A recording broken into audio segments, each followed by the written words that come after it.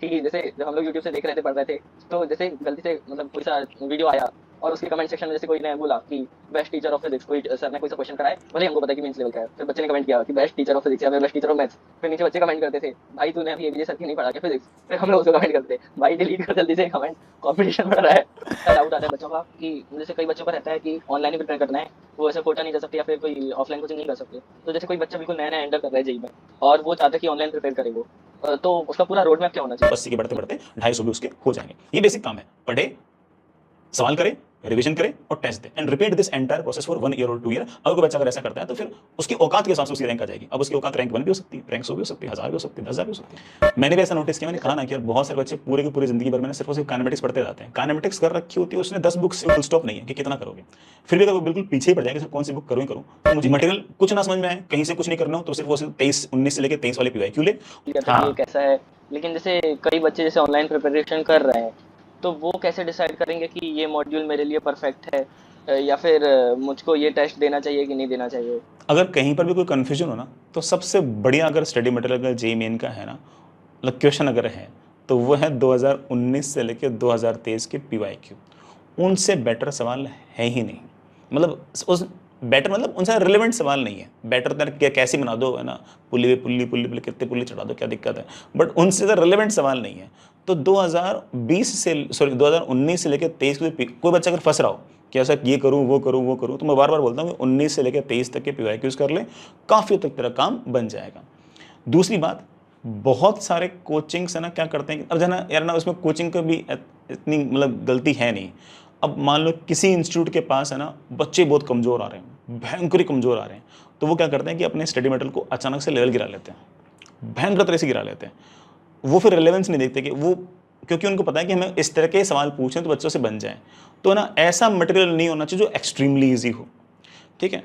कुछ इंस्टीट्यूट्स ऐसे हैं जो अपने मॉक टेस्ट वगैरह के अंदर इतने भयंकर सवाल पूछते हैं कि जो उनके खुद के मास्टरों से नहीं होते, जो किसी एक स्पेसिफिक रिजल्ट का आंसर होता है उसका सवाल पूछ लेते हैं, बस ऐसे कि भाई ये ओपन टेस्ट है, बाकी कोचिंग के बच्चे बाकी इंस्टीट्यूट के बच्चे एग्जाम देंगे, उनसे सवाल बनेगा नहीं, तो देखेंगे अच्छा असली पढ़ाई तो यहाँ होती है। तो इस तरह से बहुत भयंकर तरीके से टफ सवाल या बहुत ही भयंकर तरीके से लल्लू सवाल जहाँ कहीं पूछते हो, उस तरह के मॉड्यूल को अवॉइड करने चाहिए। रिलेवेंस सबसे ज़्यादा इंपॉर्टेंट है। और अगर किस तरह के सवाल सबसे ज़्यादा रिलेवेंट होंगे, मैंने बोल दिया ना बेटा, 19 से लेकर 23 तक के जो सवाल है ना, उस तरह के सवाल आपको जहाँ कहीं से मिल जाए, जहाँ पर रिलेवेंस बेटर हो, वो अच्छा है। एडवांस के सवाल के अंदर अगेन आप कितने ही इरडो कर लो, कुछ भी कर लो, लेकिन आखिर में एडवांस में सवाल क्या पूछेंगे, match the column, comprehension, more than one correct questions, है ना, डेसिमल टाइप सवाल। तो आपको ऐसा मटेरियल ढूंढना पड़ेगा जिसके अंदर ये नाना प्रकार के जो अलग अलग टाइप ऑफ क्वेश्चन हैं ये वहाँ पर हों। यूँ नहीं कि सारे सब्जेक्टिव दे रखे हो, अलग अलग टाइप के क्वेश्चन हों। तो relevance is the only criteria, बाकी सब तो चलता रहता है। और रिलेवेंस इज ओनली क्राइटेरिया, ना बहुत टफ ना बहुत ज़्यादा आसान, बीच का सा होना चाहिए। मतलब कई का ऐसा भी रहता है सर, मतलब हमारे साथ में जैसे कंपटीशन में जो और भी बच्चे थे, यदि क्वेश्चन सॉल्व हो जा रहा है तो उनको लगता है कि मेरे से कैसे हो सकता है ये क्वेश्चन सॉल्व, जरूर सीट में ही कोड गड़बड़ नहीं बिल्कुल लग जाता है, सही बात। ऐसा एग्जाम में अक्सर खास तौर से आता है कि मान लो पहली बार में सॉल्व किया और आंसर ए आ गया, तो उसको लगता है पक्की बात है मेरा गलत ही होगा। तो सेल्फ डाउट कई बच्चों को रहता ही है। तो ऑफकोर्स यार जेई की प्रिपरेशन इंसान को सिखाते हैं कि सेल्फ डाउट नहीं करना है, जो आंसर आया है, जो आपने किया है, जो आपके कर्म है, उस पर भरोसा रखो, आगे बढ़ो, और क्या।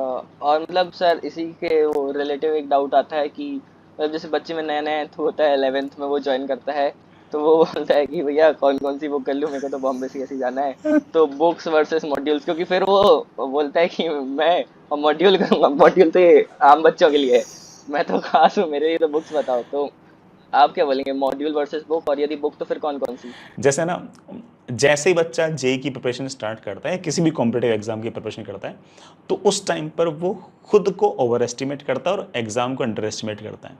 लेकिन जैसे बिल्कुल एग्जाम आने वाला होता है ना, वो एग्जैक्टली उल्टा सोचता है। और वो सोचता है कि वो एग्जाम को अब है ना ओवर एस्टिमेट करता है और खुद को अंडर एस्टिमेट करता है। दोनों ही चीज़ें गलत है, दोनों ही गलत है। एक बैलेंस आपके पास होना चाहिए। मैंने भी ऐसा नोटिस किया, मैंने कहा ना कि यार बहुत सारे बच्चे पूरे की पूरी ज़िंदगी भर में ना सिर्फ और सिर्फ काइनेमेटिक्स पढ़ते जाते हैं। काइनेमेटिक्स कर रखी होती है उसने 10 बुक से, उसके जगह अगर वो एक बुक से अगर 10 चैप्टर कर लेता ज़्यादा बेटर रहता है। तो ऐसे में ना मैं ना बुक्स को इसीलिए अवॉइड करने के लिए कहूँगी कि बुक्स में कोई फुल स्टॉप नहीं है कि कितना करोगे। फिर भी अगर वो बिल्कुल पीछे ही पड़ जाएगा सर कौन सी बुक करूँ ही करूँ, तो मुझे एचसीवी और इरोडो दोनों अच्छी लगती हैं।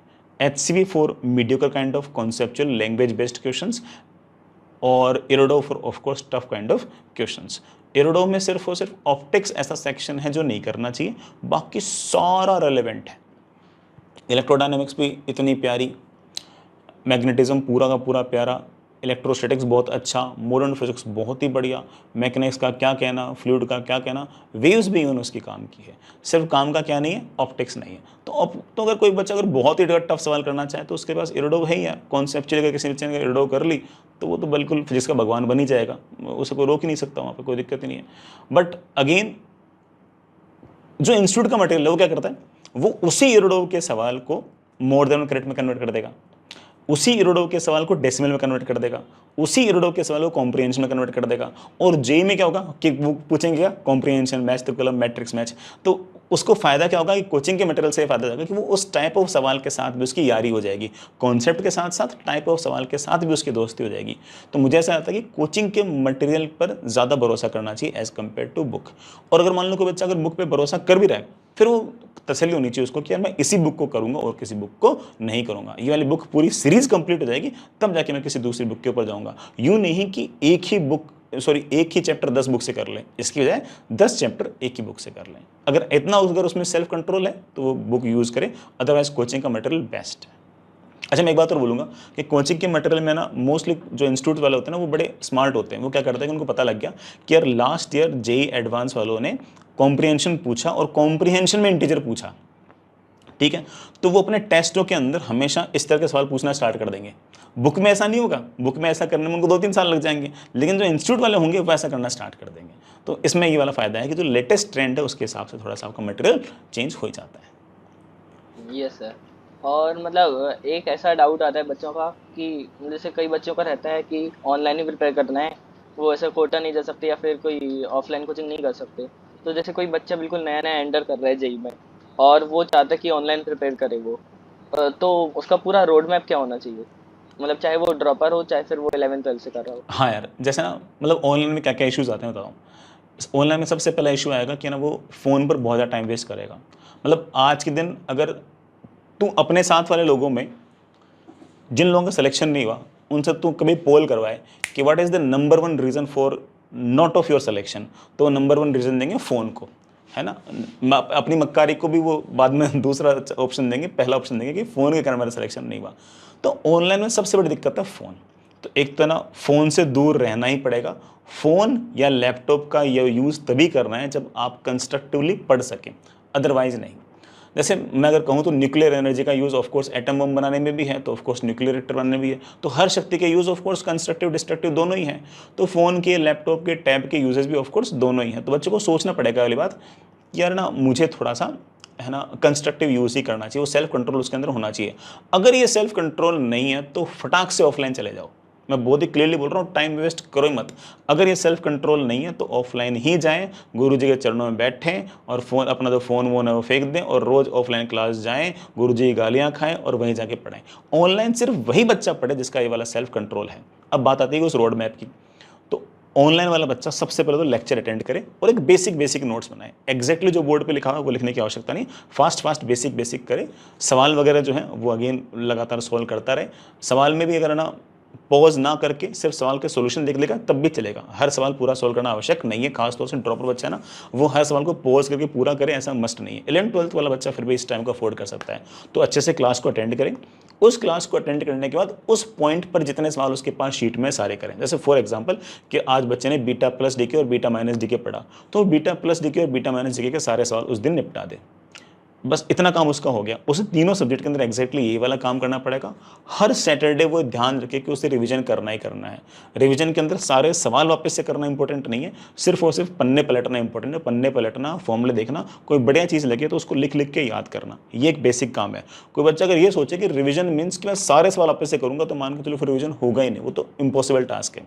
हर टेस्ट अच्छे से दे, कोई टेस्ट मिस ना करें। अगर रैंक खराब करनी हो, जल्दी से जल्दी निपटना हो, तभी टेस्ट में मिस करे।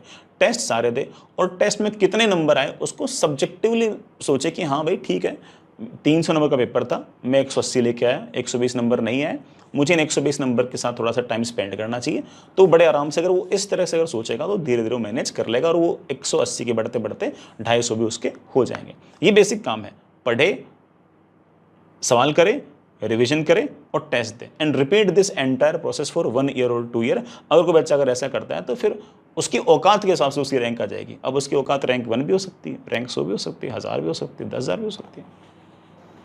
ये सर, ये तो बिल्कुल ऐसे नॉस्टैल्जिया वाली लाइन लगी कि मतलब जब मैंने भी ड्रॉप लिया था तो मेरे को भी ऐसे डर लग रहा था कि होगा कि नहीं। तो फिर मैं भी छत में घूमते घूमते मुझको याद आ रहा है कि मैं दोपहर को बात कर रहा था 2-3 बजे। हाँ। तो फिर आपने यही लाइन बोले थे कि देख यार, तो क्लास देख, नोट्स बना, होमवर्क कर, टेस्ट दे, रिवाइज कर, एनालिसिस कर, और यही साइकिल चला। बिल्कुल। सर, और मतलब इसी में ये डाउट आता है बच्चों का कि मतलब जैसे अपने चैनल पे पूरा डाला है एडवांस लेवल का, और मतलब ऐसे एक तो अपने चैनल के सब्सक्राइबर ना बढ़ने का मैं बताता हूँ सर कारण क्या है। हम लोग इतने खराब थे कि जैसे जब हम लोग यूट्यूब से देख रहे थे, पढ़ रहे थे, तो जैसे गलती से मतलब कोई सा वीडियो आया और उसके कमेंट सेक्शन में जैसे कोई ने बोला कि बेस्ट टीचर ऑफ फिजिक्स, कोई सर ने कोई सा क्वेश्चन कराए, भले ही हमको पता है कि मेंस लेवल का है, फिर बच्चे ने कमेंट किया कि बेस्ट टीचर ऑफ फिजिक्स या फिर बेस्ट टीचर ऑफ मैथ्स। फिर नीचे बच्चे कमेंट करते थे, भाई तूने अभी एबीजे सर की नहीं पढ़ा क्या फिजिक्स। फिर हम लोग उसको कमेंट करते थे, भाई डिलीट कर जल्दी से कमेंट, कंपटीशन बढ़ रहा है। हाँ यार, ये वाला कारण रहा है ना। मैं जब भी बच्चों से बात करता हूँ तो बच्चे वाली बात बोलते ही हैं। अभी हम IISc बैंगलोर घूम के आए, जिस दिन तेरा फ़ोन आया था ना, उस दिन IISc बैंगलोर घूमने गए थे। तो वहाँ पर बच्चे मोस्टली ने कहा कि सर जब तक हम जेई की प्रिपरेशन कर रहे थे तब तक हम ऐसा बिहेव करते थे कि ये वाला चैनल सिर्फ मुझे ही पता है और किसी को नहीं पता। जब हमारा सिलेक्शन हो गया तब हमने लोगों को बोलना स्टार्ट किया, अरे यहाँ से ही पढ़ सकते हो, भले लोग हैं, ठीक ठाक पढ़ा लेते हैं। ये सर, तो मतलब एक डाउट ऐसा आता है बच्चों का कि जैसे एमटी सर के वीडियोस तो थोड़े पुराने हैं, 14 से वो बना रहे हैं, मतलब जब ऑनलाइन में कहीं ज्यादा चल ही नहीं रहा था हाँ। कि जेई वेई का क्या होता है। तो वैसे बच्चे पूछते हैं कि उतना पुराना हो गया है तो रेलेवेंट है क्या अभी। और इसमें एक और क्वेश्चन ये ऐड ऑन करना चाहूंगा मैं कि अपने चैनल का बेस्ट यूटिलाइजेशन कैसे कर सकता है बच्चा, मतलब क्या शेड्यूल बनाए और कितना कितना टाइम दे। बिल्कुल। यार जैसे ना सर ने जो मैथमेटिक्स में ना जो लेक्चर्स बनाए ना, वो एक्चुअली बहुत ही आराम आराम से पढ़ाए हैं। मतलब सर ने एकदम बिल्कुल एकदम लेट लेट के पढ़ाया है। तो जो बच्चा मतलब थोड़ा सा, क्योंकि मैथ्स ना बच्चों को परेशान ज़्यादा करती है, मुझे ऐसा लगता है कि खास तौर से है ना जब से जेई का ट्रेंड चेंज हुआ है। तो जो बच्चा थोड़ा सा मैथमेटिक्स में अगर कमज़ोर है तो उसके लिए तो वो सारे सारे वीडियो वरदान है एकदम। तो जिस जो बच्चा 11th-12th क्लास वाला बच्चा है ना, वो तो बड़े आराम से इत्मीनान से पहले टॉपिक से लेके आखिरी टॉपिक तक बड़े आराम से पढ़े। और सर मेड श्योर कि ईजी से ईजी वाली चीज़ और टफ से टफ वाली चीज़ सारा स्पेक्ट्रम पूरा का पूरा कवर कर ले। ये मतलब मैंने तो खुद ऑब्जर्व किया ही, मेरे को बहुत सारे बच्चों ने बात बोली भी कि सर ने कुछ छोड़ा नहीं, शुरू से लेकर आखिर तक सारी की सारी बात सर ने बताई और बहुत ही आराम आराम से बताई। तो मान लो कोई बच्चा अगर हल्का सा स्लो लर्नर है तो वो भी बड़े आराम से सारी सारी बातें सीख सकता है। सिलेबस में कोई चेंज हुआ नहीं जेई के अंदर कोई बहुत ज़्यादा, तो इसलिए वो लेक्चर वैसे के वैसे ही रिलेवेंट हैं। बल्कि अगर मान लो कि सर आज के दिन वापस से अगर वीडियो बना दिया तो मुझे ऐसा लगता है कि सर में हो सकता है कि उतना पेशेंस ना हो, उतना आराम से शायद ना पढ़ाएं, है ना, जितना आराम से उन्होंने उस टाइम पर पढ़ाया। तो मुझे ऐसा लगता है कि दे आर बेस्ट। बल्कि बहुत सारे बच्चे तो ना वो जो एमसीए का एग्जाम होता है ना, निमसेट वगैरह का, वो वाला एग्जाम भी इन्हीं लेक्चर से बड़े आराम से निकाल लेते हैं। तो वो वाले बच्चे भी इन लेक्चर्स को यूज़ करते हैं, तो वो बड़े आराम से रिलेवेंट हैं। दूसरी बात क्या है, इस चैनल को कैसे यूज़ करें, तो यार मैं इसमें ऐसा कहूँगा कि कोई भी बच्चा बड़े आराम से, सबसे पहले तो है ना जो कोर्स प्लान है वो लेके चले कि पहला चैप्टर कौन सा करना है, दूसरा कब करना है, तीसरा कब करना है। मैंने इसके अलग से वीडियोस बना रखे हैं कि फिजिक्स में क्या सीक्वेंस फॉलो करनी है, मैथ्स में क्या सीक्वेंस फॉलो करनी है, केमिस्ट्री में क्या सीक्वेंस फॉलो करनी है, 11th वाले के लिए, 12th वाले के लिए, 13th वाले के लिए। तो वो एग्जैक्टली उसी सीक्वेंस को फॉलो करे। फिर उसके बाद क्या करें, कोई मटेरियल पकड़ ले कि यार ये वाला मटेरियल मेरे को करना है।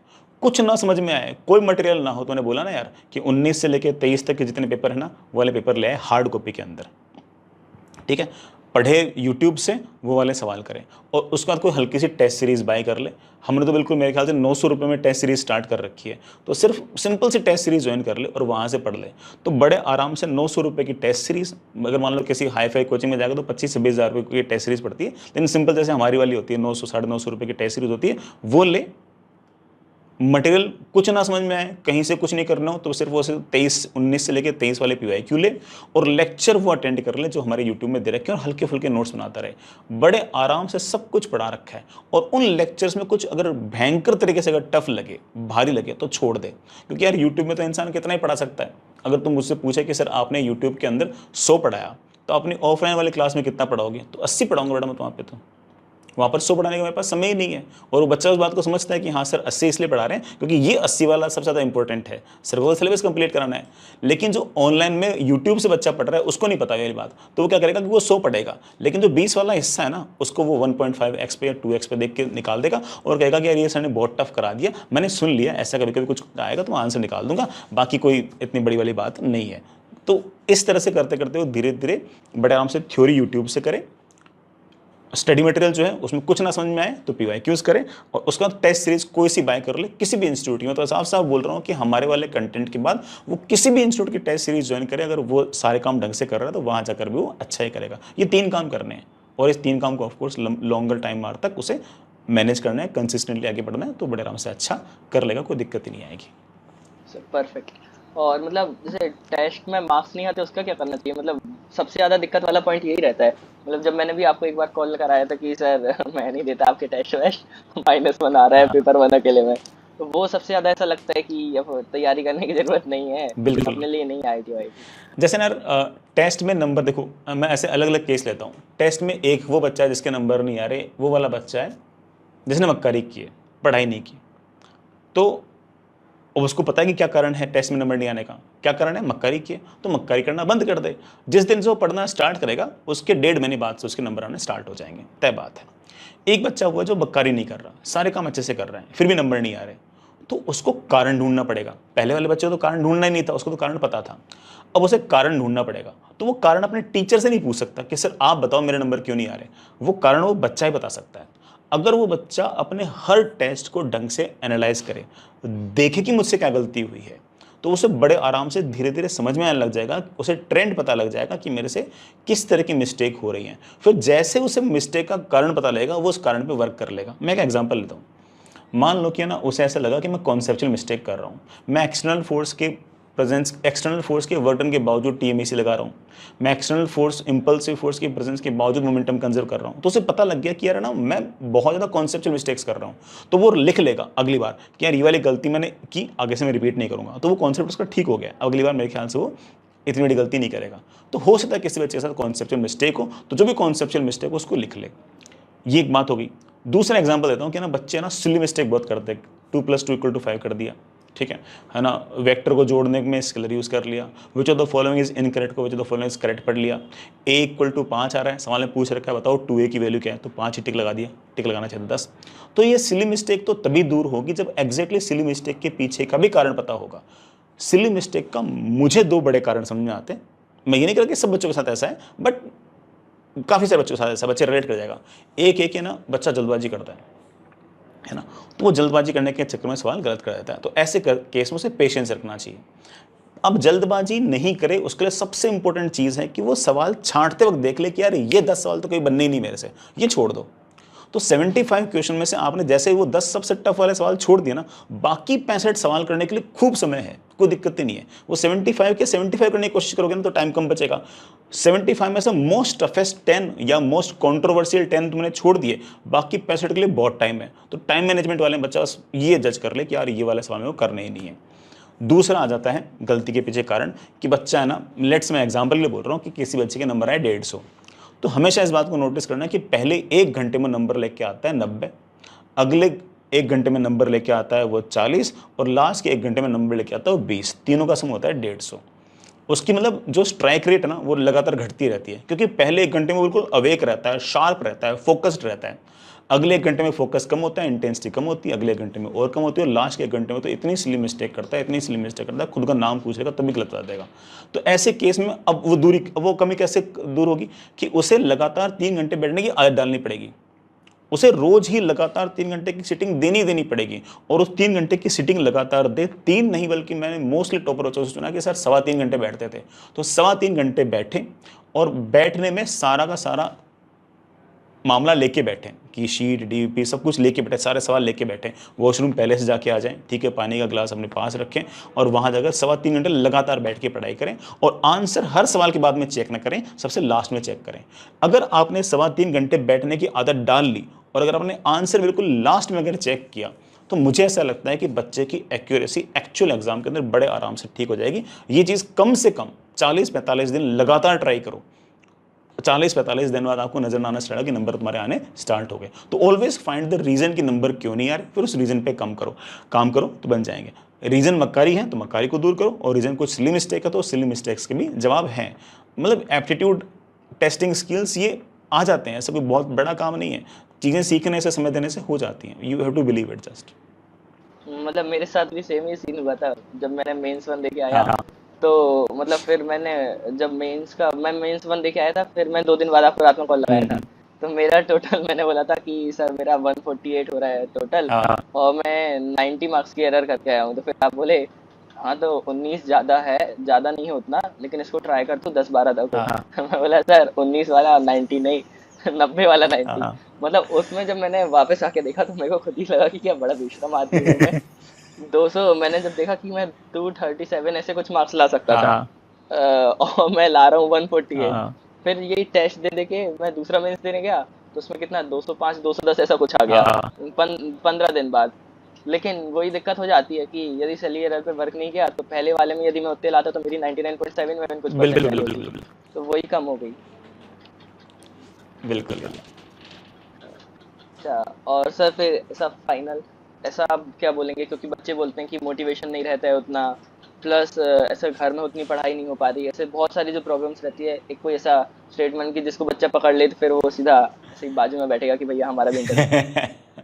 यार जैसे ना, मतलब फेलियर जो होता है ना, उसके बहुत सारे कारण होते हैं, है ना। और बहुत सारा बच्चा है ना, मतलब I have to very blunt with that, बहुत सारा बच्चा सिर्फ और सिर्फ साल भर या 2 साल बाद 2 साल भर सिर्फ और सिर्फ अपने फेलियर के कारण ही ढूंढता रहता है। वो चाहता है कि यार कुछ ना कुछ बस स्केप गोट मिल जाए मेरे को, है ना, कि यार पेरेंट्स ने ऐसा ऐसा नहीं किया मैं इसलिए नहीं पढ़ पाया, टीचर ने ऐसा ऐसा नहीं किया इसलिए मैं इसलिए नहीं पढ़ पाया, है ना, मेरे पास रिजर्वेशन था इसलिए मेरा शायद आईआईटी में नहीं हो पाया। वो कुछ ना कुछ कारण ढूंढता है कि यार ना मैं ना किसी के मत्थे मर दूँ, बस ये वाला रीज़न है, इस कारण से मैं अच्छा नहीं कर पाया। मैं बहुत ही क्लियरली इस बात को बोलूँगा कि ना मेहनत करने पर है ना चीज़ें मिल जाती हैं, कंसिस्टेंटली मेहनत करने पर, डिसिप्लिन रहकर मेहनत करने पर चीज़ें मिल जाती हैं आपके हिसाब से। मैं ये नहीं कहूँगा कि ऑल इंडिया रैंक वन मिल जाएगी, अगर आप ऑल इंडिया रैंक 1 के लायक हो तो 1 भी मिल जाएगी, लेकिन अगर आप ऑल इंडिया रैंक अगर मान लो 5000 के लायक हो तो मेहनत करने से आपको ऑल इंडिया रैंक 5000 मिल जाएगी। तो मेहनत का कोई सब्स्टिट्यूट नहीं है। अब बच्चा मेहनत नहीं करनी पड़े इसके लिए बहाने बनाना स्टार्ट करता है। कैसे बहाने बनाना स्टार्ट करता है कि आईआईटी सब कुछ नहीं होती, आईआईटी वाले भी जो बच्चे आईआईटी नहीं जाते वो भी सक्सेसफुल होते हैं, कोई दिक्कत नहीं है, ठीक है, आईआईटी सब कुछ नहीं होती। फिर बहाने बनाना स्टार्ट करता है कि अरे है ना रिजर्वेशन ने पूरा सिस्टम ख़राब कर रखा है, अगर रिजर्वेशन ना होता तो मेरा काम सेट था। वो अलग बात है कि उस बच्चे की रैंक 1 लाख आ रही है, अगर रिजर्वेशन होता नहीं भी होता ना तब भी कुछ नहीं होना था उसका, बट उसने वो बहाने काउंट कर रखे हैं कि यार ये वाले बहाने हैं। उसे वो सारे के सारे बहाने हटाने पड़ेंगे, उसे जिम्मेदारी खुद पर लानी पड़ेगी, ओनर्स खुद भी लगाना पड़ेगा कि भैया मेरी सफलता का, मेरी सक्सेस का सबसे ज़्यादा रोल मेरा खुद का है, मेरे फेलियर का भी सबसे बड़ा रोल मेरा खुद का ही है और कुछ नहीं है उसके अंदर। तो सबसे पहले तो उसको जिम्मेदारी उठानी पड़ेगी। वो बड़ा हो चुका है, 17-18 साल का हो चुका है, वो देश का प्रधानमंत्री चूज करने वाला है, अगले साल ब्रांच चूज करने वाला है, तो ऑब्वियस बात है कि ये वाले काम भी उसे करने ही पड़ेंगे। तो ओनस इज ऑन यू, है ना, चाहे तुम सक्सेसफुल हो चाहे फेलियर हो, तुम्हें कारण और कोई कारण नहीं है, मेहनत करें। दूसरी बात देखिए यार अश्विन ना, मोटिवेशन है ना, ये तो मतलब एकदम फालतू बात है, देख, है ना, मैंने ऐसे बालक देखे हैं कि ना वो 5 मिनट का मोटिवेशनल वीडियो देखते हैं, अगले 10 माइक्रो सेकंड तक वो मोटिवेटेड रहते हैं, फिर वापस औकात में आते हैं, फिर वापस से 5 मिनट का मोटिवेशनल वीडियो देखते हैं, फिर अगले 10 माइक्रो सेकंड तक वो मोटिवेटेड रहते हैं, फिर वापस औकात में आते हैं। वो दिन भर सिर्फ और सिर्फ ये करते रहते हैं और कुछ नहीं करते, दिन भर रीलें देख रहे होते हैं, है ना, मोबाइल फोन पर सिर्फ और सिर्फ टीके लगा रखे होते हैं और कुछ नहीं कर रहे होते, है ना। तो हमेशा discipline and consistency will win over everything else, है ना। जो तुम्हारा मोटिवेशन है उस पर भी विन कौन करेगा, जो कंसिस्टेंट रहेगा और डिसिप्लिन रहेगा वो करेगा। तो एक फिक्स टाइम टेबल बनाओ कि मुझे इसको फॉलो करना ही करना है, डू यू लाइक इट और not, you have to make a time table, है ना। लाइफ में सक्सेसफुल होने के लिए आपको कुछ ना कुछ करना ही पड़ेगा, आपको अच्छा लगे या ना लगे, आप एक टाइम टेबल बनाइए और आप, है ना, बिल्कुल एकदम बिल्कुल तय कर लीजिए कि मैं इस टाइम टेबल से नहीं हटूंगा, मैं इस पर पूरी तरह से एफर्ट मारूंगा और ढंग से मेहनत करूंगा, इसी के पीछे लगातार लगातार लगातार लगा रहूंगा। ये कंसिस्टेंसी और ये डिसिप्लिन जो होगा ना, ये बड़े आराम से मचा देगा, कोई दिक्कत ही नहीं आएगी, फिर उसकी औकात के हिसाब से उसकी रैंक आ जाएगी। सर परफेक्ट है, तो पूरा इंटरव्यू का एक एक पॉइंट साल।